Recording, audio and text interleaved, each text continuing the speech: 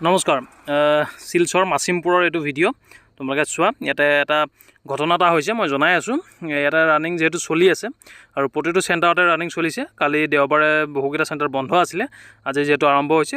বাহিৰৰ পৰা এজন ল'ৰাই বাউণ্ডেৰীৰ বাহিৰৰ পৰা ভিডিঅ' কৰি পঠাইছে, তেওঁক বহুত বেছি ধন্যবাদ। আমাৰ সৈতে যিহেতু মেক্সিমাম নাম্বাৰ অফ কেণ্ডিডেট জড়িত হৈ আছে, তাৰ কাৰণে আমি লেটেষ্ট নিউজবিলাক পাই আছোঁ আৰু তোমালোকক জনাই আছোঁ। ইয়াতে ঠিকেই আছিলে, ৰানিং ঠিকেই চলি আছে। ইয়াৰ মাজতে এটা ঘটনা হ'ব, তোমালোকে চাই থাকা ভিডিঅ'টো। আৰু যিজনে কৰি দিছে তেওঁক বহুত বেছি ধন্যবাদ, কাৰণ আমি আপডেটখিনিৰ কাৰণে ৰৈ থাকোঁ।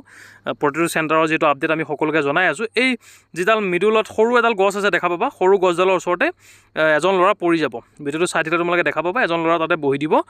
আৰু ঘটনাটো হ'ল কি, ল'ৰাজনে কিবা হেনো মেডিচিন খাইছিলে।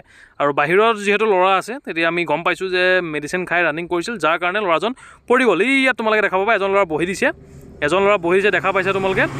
সেই ল'ৰাজনে হয়তো কিবা মেডিচিন লৈছিলে। এতিয়া মই বাৰম্বাৰ সকলোকে জনাই আছিলোঁ যে ৰানিং যেতিয়া তোমালোকে কৰিবা, আজকা শিলচৰ মাছিমপুৰ ৰিপৰ্ট কেণ্ডিডেট 63 পাছ 55 ফাৰ্ষ্ট বয়জ 50 মিনিটে ৰানিং কৰিছে। যিহেতু শিলচৰৰ ল'ৰা হয়, অসমীয়া ভালকৈ নাজানে। মেডিচিন লোৱাৰ কাৰণে 20 মিটাৰ ডিষ্টেঞ্চ কমপ্লিট কৰা নাই, অলপ থাকি গ'ল মাত্ৰ।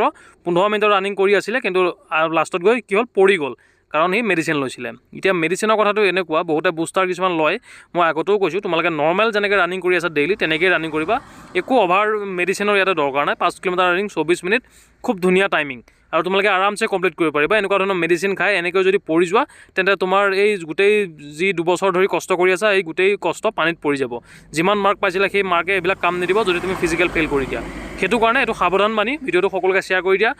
যাতে যিকোনো ধৰণৰ মেডিচিন যাতে খাই ৰানিং নকৰে, এইটো এটা সাৱধান বাণী। আৰু সকলোকে ভিডিঅ'টো শ্বেয়াৰ কৰি দিয়া, যাতে কোনো ল'ৰা, আমাৰ অসমৰ ল'ৰা কোনো কাৰণতে যাতে এইবিলাক কাৰণত পৰিবলগীয়া নহয়। এইটো ভিডিঅ' জুম কৰি চালে দেখা পাবা তোমালোকে, ল'ৰাজন তাতে গছজোপাৰ তলতে পৰি গৈছে। সাৱধান হৈ যোৱা সকলো। Thank U.